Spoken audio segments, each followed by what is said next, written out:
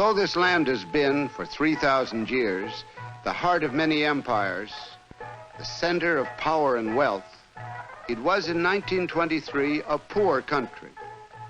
In that year of its founding, the new republic faced all the problems that must be solved in underdeveloped countries.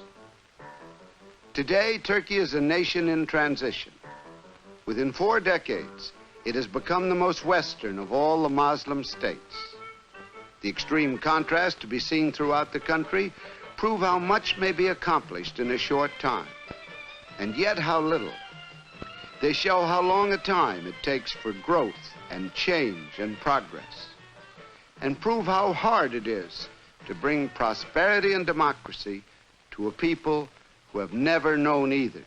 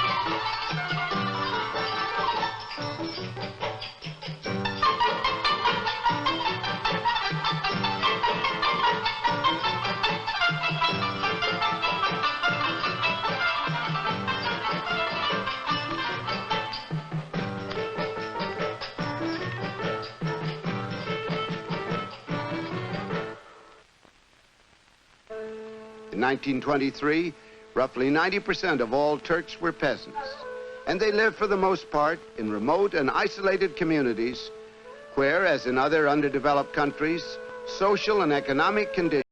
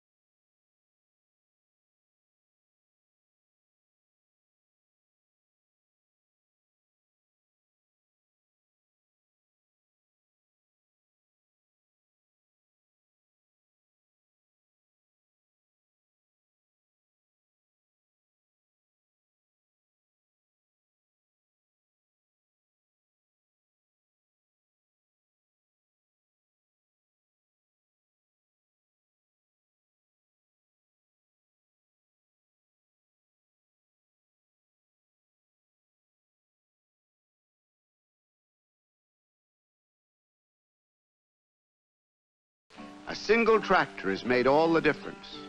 At this stage of the nation's growth, a tractor may change a peasant into a businessman farmer.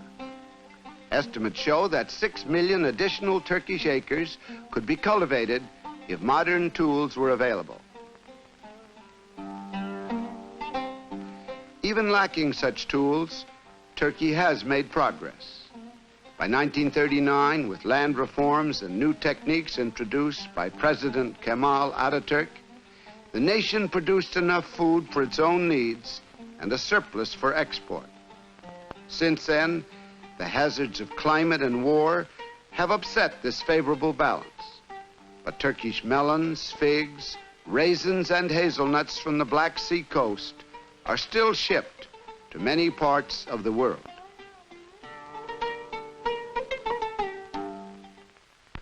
More and more Turkish cotton is offered on the world market, and its sale helps bring to the nation the money it must have if it is to continue to grow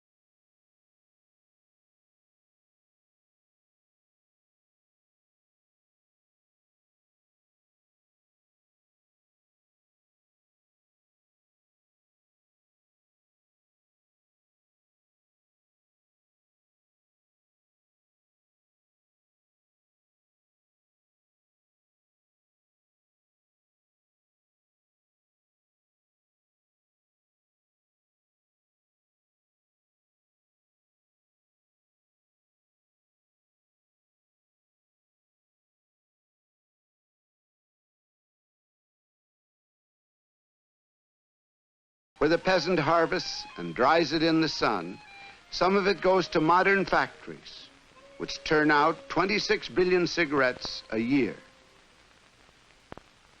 To move its crops to market, Turkey must still rely heavily upon backbreaking human labor and upon the strength of animals.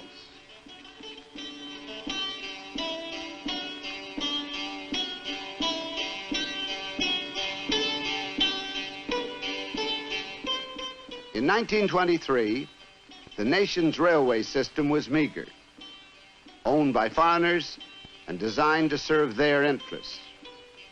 Now it is state-owned and has been widely extended, but not nearly enough. And there is a desperate need for highways and for hard-surface roads. The interior of the country is reported to be rich in natural resources, but these resources cannot be worked until there are roads that lead to them. Even further agricultural development is critically linked with the need for an adequate transportation system. Without roads, crops remain where they are grown. Since the war, much American aid has gone to road building in Turkey, but most of this aid has been used for military highways.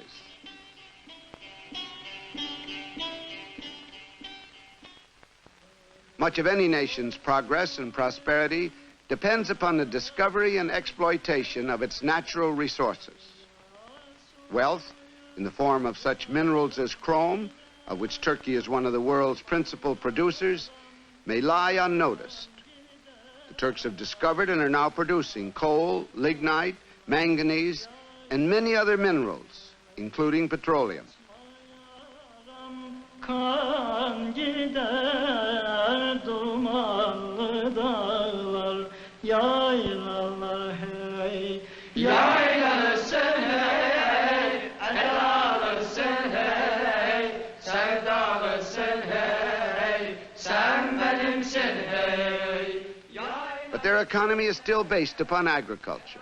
Farm products are their main exports, and the foreign ships which crowd the Turkish ports must bring iron and steel and machinery. And recently, owing to drought, even wheat has had to be imported.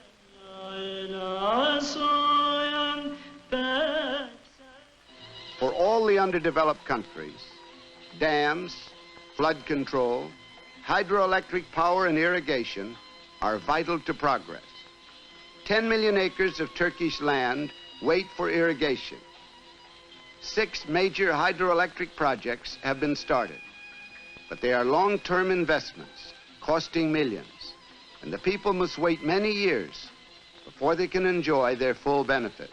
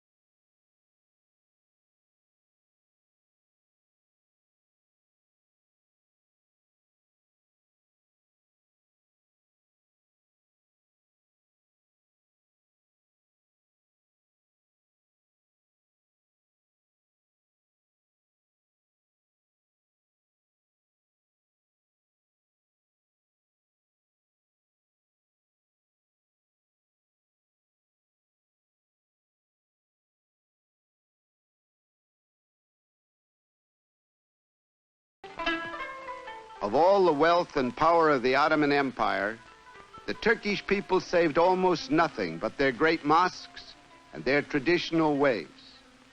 And it is a traditional society that is slowest to change. It is a tremendous undertaking, Ataturk said, to awaken a sleeping people.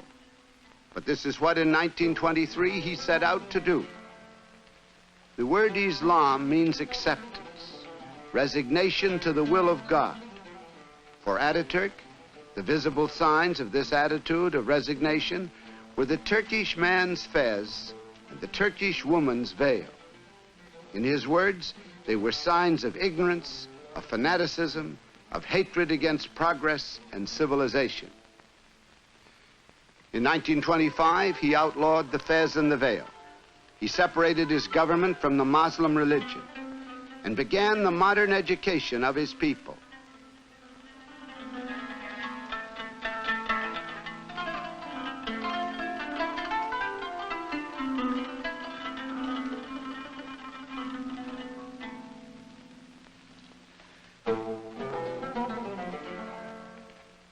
In the eyes of the Imam, the Muslim teacher, an educated man is one who can recite the Quran from memory, even if he does not know what it means.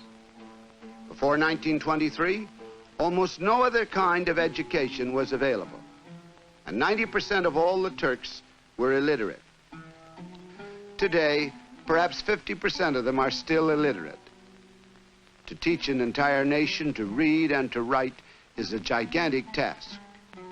These young soldiers are in a classroom for the first time in their lives, for they had no education in their remote villages. Now they have a chance to go on to trade and to industrial schools, which have been set up throughout the country. But it is not likely that many of them will become the skilled technicians and administrators the underdeveloped country needs.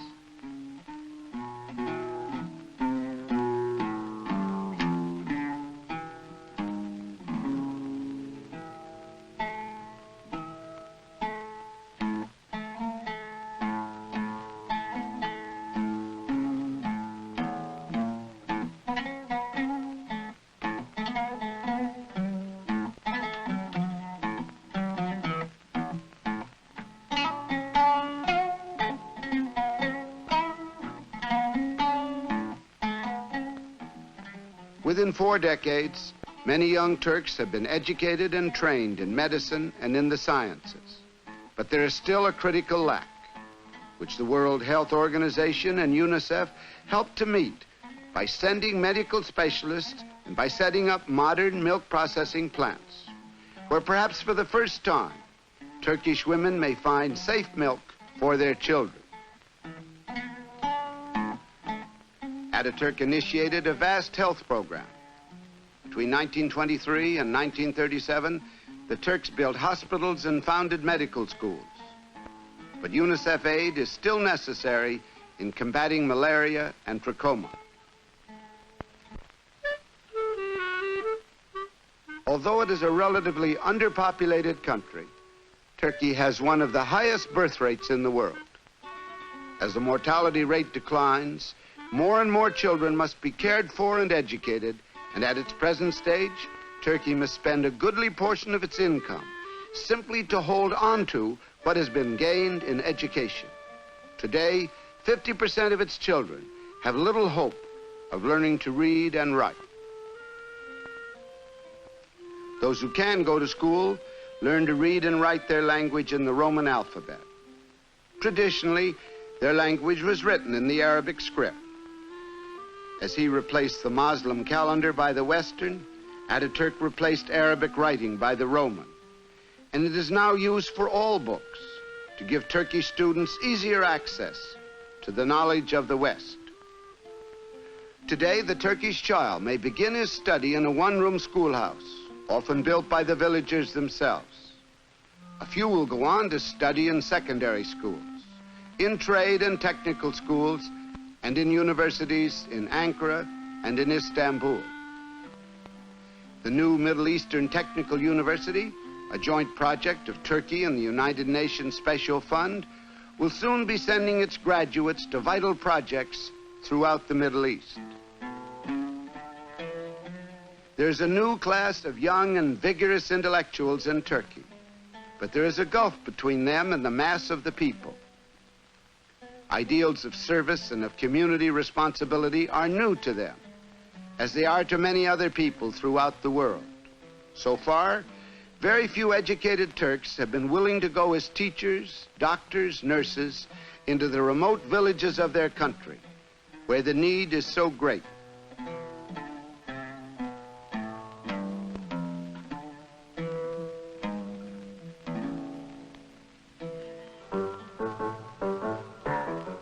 Over the entrance to the Turkish parliament, there are inscribed the words, "All power emanates from the people." The Turkish democracy was founded on this principle. The new republic adopted a constitution, a Bill of Rights and codes of law and justice based on Western models, promising liberty and freedom to all its citizens. For the first time, Turkish women were free to take their rightful place in society.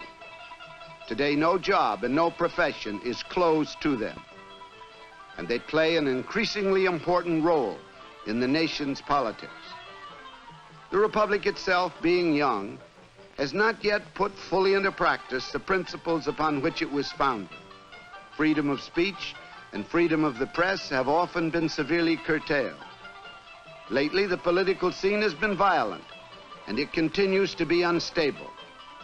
The economy is shaky, bolstered by millions in American aid. In recent elections, 90% of the eligible population, both literate and illiterate, went to the polls and made another attempt in the long and difficult process of learning to govern themselves.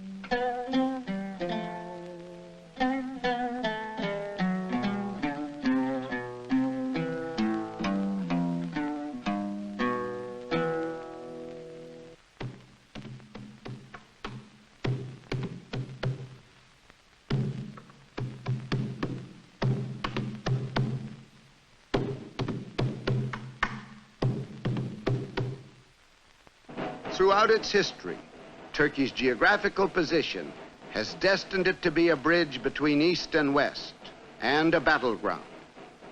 The Bosporus and the Dardanelles are among the world's most strategic waterways. Many foreign powers, especially Russia, have sought control of them. Today, the Turkish army, made up of some of the world's best fighting men, must be kept constantly on the alert at tremendous cost to the nation and to the West.